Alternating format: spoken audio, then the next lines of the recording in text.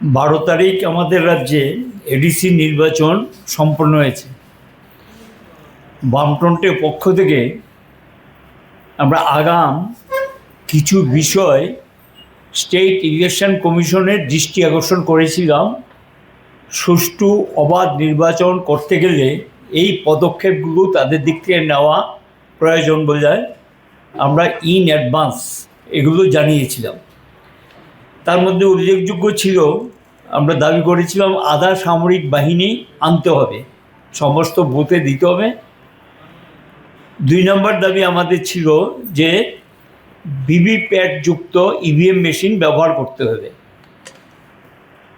3 আমরা বলেছিলাম পুলিং এজেন্টদের নিরাপত্তা দিতে হবে এবং সব পার্টি যাতে সমানভাবে প্রচার কাজ করতে পারে তার জন্য একটা পরিবেশ তৈরি করতে হবে। এই ধরনের কিছু বিষয় আমরা, এবং সঙ্গে ওয়েবকাস্টিংয়ের দাবি ছিল।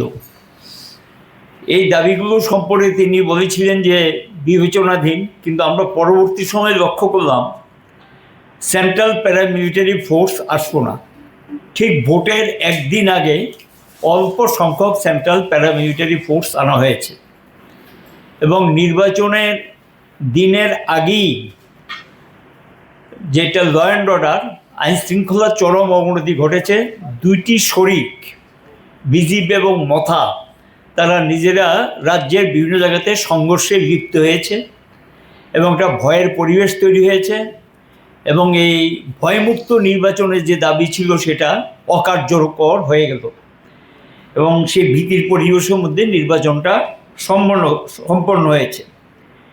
আমরা ইভিএম মেশিন বলেছিলাম, কিন্তু দেখা গেল মধ্যপ্রদেশ থেকে ইভিএম মেশিন নিয়ে আসলেন। আমাদের রাজ্যেই তো আছে, সেটা মধ্যপ্রদেশ থেকে আনার কি কোনো প্রয়োজন ছিল? নিয়ে এসছেন, বললো এগুলো ভালো, কিন্তু শেষ পর্যন্ত এগুলো ভিভিপ্যাট যুক্ত ছিল না এবং এগুলো নিয়ে নানা ধরনের সন্দেহ ইতিমধ্যে মানুষের মধ্যে উঠতে শুরু হয়েছে। নানা ধরনের প্রশ্ন, সন্দেহ, এমনি ইভিএম মেশিন নিয়ে গোটা দেশের মধ্যে একটা বিতর্ক চলছে। তার মধ্যে আবার দেখা গেল যে ইভিএম মেশিনগুলো ব্যবহার করা হয়েছে মধ্যপ্রদেশ থেকে সেই পুরনো মেশিন নিয়ে এসছে এবং কোনো কোনো জায়গায় মেশিনগুলো অচল হয়েছে ভোটের দিন। এগুলি আবার সারাই করে পরবর্তী সময়ে ভোট শুরু হয়েছে এবং এখানে কারচুপি এবং ছাপ্পা ভোটের মধ্যে নির্বাচন হয়েছে এবং অবাধ সুষ্ঠু নির্বাচন হয়েছে বলে এই দাবি নির্বাচন কমিশন করতে পারবে না, আমরাও এটা মনে করি না। এখন গিয়ে আপনারা দেখেছেন যে ব্যাপক সংঘর্ষের ঘটনা ঘটেছে এবং এই সংঘর্ষগুলো অধিকাংশ ক্ষেত্রে যেটা আমরা আশঙ্কা প্রকাশ করেছিলাম যে আউটসাইডার যারা, সেখানে তারা যাতে ইনসাইড এরিয়াতে না যেতে পারে, এডিসি এরিয়া যাতে প্রবেশ না করতে পারে, এটাকে নিশ্চিত করার জন্য। কিন্তু দেখা গেল ভোটের দিন বিভিন্ন জায়গাতে 3 জন বিধায়ক, মন্ত্রীও আছেন একজন, সেখানে গিয়ে তারা কিন্তু এডিসি এরিয়ার ভোটার নন, কিন্তু সেখানে এডিসি এরিয়ায় ঢুকেছেন এবং এটা নিয়ে সেখানে সংঘাত তৈরি হয়েছে, সংঘর্ষে পরিণত হয়েছে এবং কোথাও কোথাও দেখা গেল 3 জন বিধায়ক সেখানে এডিসি এলাকায় ভীতির পরিবেশ তৈরি করার জন্য নেতৃত্ব দিয়েছেন এবং অশান্তির পরিবেশ তৈরি করার জন্য, ভোটারদেরকে ভীত সন্ত্রস্ত করার জন্য সেখানে ভূমিকা নিয়েছেন। এ সম্পর্ক কোনো ব্যবস্থা নিয়েছেন বলে আমাদের জানা নেই। আমরা মনে করি এটা উচিত তাদের বিরুদ্ধে ব্যবস্থা নেওয়া। এখন আজকে গিয়ে যেটা আমরা মুখ্য বিষয় ছিল, স্টেট ইলেকশন কমিশনের সঙ্গে দেখা করেছি, মুখ্য বিষয় ছিল যে কাউন্টিং হলগুলো অতীতের অভিজ্ঞতা ভালো না। আমরা অতীতের অভিজ্ঞতার কথা কিছু বিষয় তুলে ধরেছি। এই রাজ্যে যেটা শুরু হয়েছিল প্রথম 1988 সালে ভোট গণনা কেন্দ্রে কারচুপি করা এবং ক্যাপচার করা, এটা পরবর্তী সময়ে কিছু কিছু আমাদের রাজ্যে যেটা হয়েছে সেগুলো বিশেষ করে জোট আমলের দৃষ্টান্ত, কংগ্রেস এবং টিউজেসের যে সরকার, বিজেপি নেতৃত্বাধীন সরকারের সময়কার ঘটনাগুলো তুলে ধরেছি। আমরা বলেছি কাউন্টিং হলগুলোর প্রিমিসেস এরিয়া, চত্বর যেটাকে বলা হয়, এবং আউটসাইড ইনসাইড এখানে সেন্ট্রাল প্যারামিলিটারি ফোর্স দিতে হবে এবং কেন্দ্রীয় নিরাপত্তা বাহিনীর অধীনেই যাতে ভিতরের নিরাপত্তা বাইরের নিরাপত্তা নিশ্চিত করা হয়, এটা সম্পর্কে আমরা দাবি জানাইছি। দ্বিতীয় আমরা যেটা বলেছি সেটা হলো কাউন্টিং এজেন্ট যারা, তারা যাওয়ার পথে যাতে বাধাপ্রাপ্ত না হয়, ফেরার পথে যত বাধাপ্রাপ্ত নয়, তাদের নিরাপত্তার দায়িত্ব ইলেকশন কমিশনকে এনশিওর করতে হবে এবং আরক্ষা দপ্তরকে প্রয়োজনীয় নির্দেশ দিতে হবে। যদি কোথাও বাধার সম্মুখীন হয় সেখানে নিরাপত্তা দেয়। কারণ এই ঘটনা আমরা দৃষ্টান্ত তুলে ধরেছি, শান্তির বাজারে নিয়েছেন পুলিশের ব্যবস্থাপনায়। যাওয়ার পথে একবার আক্রান্ত হয়েছে, ফেরার পথেও সেখানে আক্রান্ত হয়েছে, বাসটা ভেঙে গুঁড়া করে দিয়েছেন। শুধু তাই না, এবং পুলিশের প্রেজেন্সে সেখানে দেখা গেল এজেন্টরাও প্রচণ্ডভাবে সেখানে ফিজিক্যালি অ্যাসাল্ট হয়েছে, শারীরিকভাবে নির্যাতনের শিকার হয়েছেন। এই ঘটনাগুলো আমরা তুলে ধরেছি। বিশেষ কিছু বিভাগ আছে, সেই বিভাগগুলিতে নিরাপত্তা ব্যবস্থা শক্তিশালী করা, আর সব কয়টা কাউন্টিং হলে সেখানে গিয়ে বাইরে এবং ভিতরে পর্যাপ্ত নিরাপত্তা বাহিনী মোতায়েন করতে হবে। আর জমায়েতগুলো যারা করবে তার জন্য একটা দূরত্ব ঠিক করে সেখানে গিয়ে কোন পার্টি কোথায় জমায়েত করবে এটা স্থির করে দেওয়া, এবং যেটা যাতে পার্টিগুলোকে অ্যাডভান্স ইনফর্ম করে দেওয়া হয় এবং সেখানে যাতে আইনশৃঙ্খলা কোনো অসুবিধা তৈরি না হয় সেটা দেখা। আর কাউন্টিং হলের ভিতরে কোনো অবাঞ্ছিত ঘটনা যাতে না ঘটে তার জন্য সিসিটিভি ফিট করতে হবে, এবং বাইরেও থাকতো, আউটসাইড ইনসাইড বোথ সাইড সেখানে সিসিটিভি ব্যবস্থা করতে হবে। এরপরে যেটা আমরা বলেছি, নির্বাচন সম্পন্ন হওয়ার পর আমাদের রাজ্যে আমরা লক্ষ্য করছি ভোটের পরবর্তী সময় হিংসাত্মক ঘটনা ঘটে। একদল হারবে একদল জিতবে, এটাই নিয়ম, গণতন্ত্রের প্রক্রিয়া এটাই হয়। এখন সেখানে গিয়ে দেখা যায় একদল হারে একদল জিতে, কিন্তু সেখানে গিয়ে যে দল জয়ী হয় তারা গিয়ে সেখানে আক্রমণ সংগৃহীত করে, সাধারণ মানুষের সম্পত্তি লুটপাট হয় এবং শারীরিক নিগ্রহ হয়, এমনকি আগুন দেওয়ার ঘটনা ঘটে। এটা আমাদের রাজ্যে আমরা লক্ষ্য করেছি, বিভিন্ন নির্বাচনের পরে এগুলো হচ্ছে। আমরা বলেছি মিনিমাম 2 মাস সেন্ট্রাল প্যারামিলিটারি ফোর্স যাতে আমাদের রাজ্যে এবং সতর্কতামূলক ব্যবস্থা হিসেবে, প্রিকশনারি মেজার্স হিসেবে সেখানে নিরাপত্তা ব্যবস্থাপনা যাতে থাকে সেটা আমরা আমাদের দিক থেকে দাবি জানিয়ে বলেছি। ভোটের পরেও যাতে এই বাহিনীগুলোর টহলদারি অব্যাহত থাকে এবং পুলিশও যাতে সেখানে সক্রিয় ভূমিকা গ্রহণ করে আমাদের দিক থেকে আমরা বলেছি। এখানে গিয়ে যেটা আরও 2টা বিষয় আমরা যেটা বলেছি সেটা হলো গিয়ে আমাদের দৃষ্টিতে এসছে। জেনারেলি আমরা দেখেছি বিধানসভা লোকসভা নির্বাচন, এমনকি যেখানে যে local self government, panchayat, municipality, ADC, এইগুলোর যে নির্বাচন হয় সেই নির্বাচনের সময় অতীতে আমরা দেখেছি কাউন্টিং এজেন্ট টেবিল যতটা সেই অনুযায়ী থাকবে, যতটা টেবিল ততজন কাউন্টিং এজেন্ট হবে, আর এক্সট্রা 1 থেকে 3 জন কাউন্টিং এজেন্ট দেওয়া হয় রিপ্লেস করার জন্য। কেউ অসুস্থ হয়ে গেল, অসুবিধা তৈরি হলো, তারা প্রিমিসেসের ভিতরে থাকবে, কাউন্টিং হলের ভিতরে ঢুকতে পারবে না। যদি রিপ্লেসমেন্টের কোশ্চেন আসবে তারা তখন গিয়ে কাউন্টিং হলের ভিতরে ঢুকবে। তো আমাদের কাছে খবর হলো যে কোনো এসডিএম নাকি বলেছেন যে ধরুন 12টা টেবিল যদি হয় 12 জন যেমন থাকবে, আবার এক্সট্রাও নাকি 12 জন, এবং এটা তো একটা ক্রাউড হবে। প্রত্যেক পার্টি যদি এক্সট্রা থাকে তাহলে প্রিমিসেসের মধ্যে একটা ক্রাউড তৈরি হবে এবং সেখানেও কিন্তু একটা সমস্যা তৈরি হবে, এবং এটা অতীতে কখনো হয়েছে বলে আমাদের জানা নেই। এই দৃষ্টান্ত আছে বলে আমাদেরও মনে হয় না।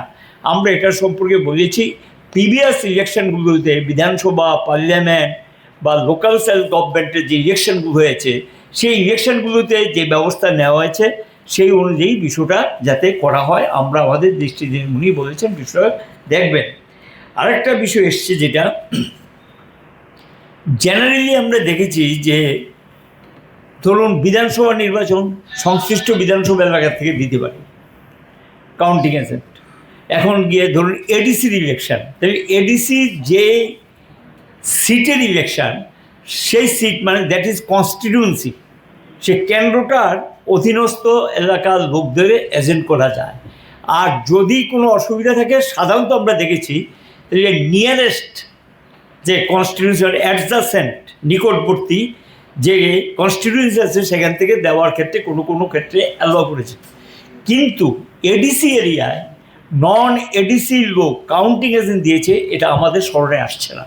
তো এবার কোনো একজন এসডিএম বলেছেন নন এডিসি এরিয়ার লোক কাউন্টিং এজেন্ট হিসেবে এডিসি এলাকায় যেতে পারবে। আমরা এটা নিয়ে বলেছি এটা দেখুন, এবং নিশ্চয়ই অতীতে যে পদ্ধতি নিয়মগুলো মেনে চলা হয়েছে সেই পদ্ধতির নিয়মগুলো যাতে অনুসরণ করা হয় এমন কোনো পরিবেশ তৈরি করা উচিত হবে না হলের ভিতরে, যাতে সেখানে কি কোনো মানে অপ্রীতিকর ঘটনা তৈরি হয়। এবং কোনো কোনো ক্ষেত্রে আমরা দেখেছি সাধারণ অল্প ভোটে ব্যবধানে যখন জয় পরাজয় নির্ধারিত হয় সেই সময় হলের ভিতরে আমরা লক্ষ্য করেছি অতীতে যে বিষয়গুলি কিছু কিছু ঘটনা সেখানে সংঘটিত, এই জাতীয় ঘটনাগুলো অনভিপ্রেত, এটা হওয়া উচিত না। সেখানে গিয়ে চত্বর এলাকাটা যেমন নিরাপত্তা বেষ্টনীর মধ্যে থাকবে, আর ইনসাইড হলেও সেখানে নিরাপত্তা বেষ্টনীর ভিতর থাকতে হবে, এটা মনে রেখে এক্সট্রা সেখানে 1 থেকে 3 জন পর্যন্ত দেওয়া যায়। 3 জন হওয়াই বাঞ্ছনীয়, 3 জন পর্যন্ত দেওয়া যেতে পারে এক্সট্রা, তার বেশি এক্সট্রা দিয়ে সেখানে একটা অশান্তিকর পরিবেশ তৈরি হওয়ার সম্ভাবনা উড়িয়ে দেওয়া যায় না। এই বিষয়গুলি আমরা দৃষ্টিতে এনেছি। স্টেট ইলেকশন কমিশনার বলেছে, আমি সবটা নোট করে নিয়ে গেলাম, আপনাদের বক্তব্য শুনলাম, আমি বসবো দেখব কতটুকু কী করা যায়, এবং উনি আমাদের যে বিষয়গুলি আমরা উপস্থাপিত করেছি এগুলো সম্পর্কে তিনি কোনো যে মানে এগুলি কোনো প্রকার যৌক্তিকতা নেই বা অযৌক্তিক এই ধরনের কোনো বক্তব্য তিনি রাখেননি, এবং আমরা মনে করি যে এটা যৌক্তিকতা সহকারে আমরা যে ব্যাখ্যা দিয়েছি এটা নিশ্চয়ই সেই অনুযায়ী election commission, state election commission ব্যবস্থা নেওয়া উচিত। কারণ ভোটের দিনের অভিজ্ঞতাটা ভালো না, এবং বহু রক্তক্ষয়ের ঘটনা ঘটেছে, এবং নির্বাচন সুষ্ঠু অবাধ হওয়ার ক্ষেত্রে সেই ভূমিকা নিতে পারেনি। এটা মনে রেখে যাতে কাউন্টিং হলে একই ঘটনা পুনরাবৃত্তি না ঘটে, এই বিষয়টা সম্পর্কে আমরা বারবার ওনাদেরকে আমাদের দিক থেকে আমাদের যে আশঙ্কা সেই আশঙ্কাটা আমরা প্রকাশ করেছি। কারণ এখনও কেউ কেউ বলছে সব আসন জিতে যাবে, সব আসন জিতে যাবে, যাও এটা বলতেই পারে যে কোনো রাজনৈতিক দলের বিষয়, কিন্তু এখন এগুলো যত বললে তত কিন্তু ওই সমস্ত ইভিএম টিভিএম নিয়ে মানুষের মধ্যে একটা সন্দেহ তৈরি হয়, নানা ধরনের প্রশ্ন তৈরি হয় এগুলো। এবং এই কারণে আমরা বলবো যে সমগ্র বিষয়টা যাতে একদম নির্বাচনী বিধি এবং নির্বাচনী আইন মেনে সমগ্র ব্যাপারটা যাতে দেখা হয় সেটি আমরা ওনার কাছে আহ্বান রেখেছি। আপনাদের কি মনে হয় যে আপনারা যে আহ্বানগুলি রেখেছেন এটা ইলেকশন কমিশন এই বিষয়ে চিন্তা করবে, কি মনে হয়? আমরা তো যে ইলেকশন কমিশনকে আগেও যে সমস্ত প্রস্তাবগুলো দিয়েছিলাম অল্প কিছু কার্যকরী হয়েছে। যখন রাজ্যের আইনশৃঙ্খলা অবস্থা খুব খারাপের দিকে গেল তখন গিয়ে সেন্ট্রাল প্যারামিলিটারি ফোর্স কিছু আনলেন, এবং এটা যদি আগে থেকে আনতেন আমাদের মানে যে প্রস্তাবগুলো ছিল সেটা যদি মেনে চলতেন তাহলে এমন ধরনের পরিস্থিতি হতো কিনা আমাদের যথেষ্ট সন্দেহ আছে। এখন কমিশনের প্রতি তো তাদের কাছেই তো বলতে হবে, গিয়ে কোথায় বলবো, কারণ ইলেকশন কমিশন হলো সর্বোচ্চ ক্ষমতার অধিকারী। এবং আমরা এটাও বলেছি অতীত বর্তমান দুইটার নিরিখে আপনাকে বাস্তবসম্মত সিদ্ধান্ত নিতে হবে, কারণ ইলেকশন কমিশন অফ ইন্ডিয়া ওইদিকে গিয়ে বিধানসভা এবং পার্লামেন্টের ক্ষেত্রে, আর স্টেটের ক্ষেত্রে হলো স্টেট ইলেকশন কমিশন এনাফ পাওয়ার, পূর্ণাঙ্গ ক্ষমতার অধিকারী, পরিস্থিতি বিচার বিশ্লেষণ করে যাতে সুষ্ঠু অবাধ ভোট করা যায় সেখানে গিয়ে তারা বাস্তব পরিস্থিতির উপর দাঁড়িয়ে যাতে সেই সিদ্ধান্তটা নেয় আমরা অনুরোধ জানিয়েছি। কারণ যথেষ্ট ক্ষমতা দেওয়া আছে, কনস্টিটিউশনে যে ক্ষমতা সেই ক্ষমতা তাদেরকে দেওয়া আছে। এবং এটাও আমরা বলেছি যে এই ত্রিপুরা 88 থেকে 93 তো ভোট হয়নি, এবং 93 তো এর আগে যে ইন্ডিয়ার ইলেকশন কমিশন অফ ইন্ডিয়া ছিল এটাই তো মানুষ জানতেন না, আমরা বলেছি। এবং এই ত্রিপুরা দিয়েই কিন্তু ইলেকশন কমিশন অফ ইন্ডিয়াকে চিনেছে 1993 সালে, এবং সেখানে গিয়ে পদক্ষেপ নিয়েছে টিএন সেশন। এবং অবজারভার শব্দটা কিন্তু ভারতবর্ষে আগে ছিল না, ত্রিপুরা দিয়েই 1993 সালে ফার্স্ট অবজারভার চালু হয় ত্রিপুরা দিয়ে। কাজে ইলেকশন কমিশন অফ ইন্ডিয়া যদি সিদ্ধান্ত নেয়, আবার স্টেট কমিশনও যদি সিদ্ধান্ত নেয় যে স্টেটের ইলেকশনগুলো আমরা সুষ্ঠু অবাধ করব, তাদের ক্ষমতার ক্ষেত্রে কোনো ঘাটতি দেখার কথা নেই, সম্পূর্ণ ক্ষমতা তাদের হাতে আছে। সেই ক্ষমতা প্রয়োগ করে অবাধ সুষ্ঠু যাতে করোনার কাজটা শেষ হয় সেটা আমরা বলেছি। আমরা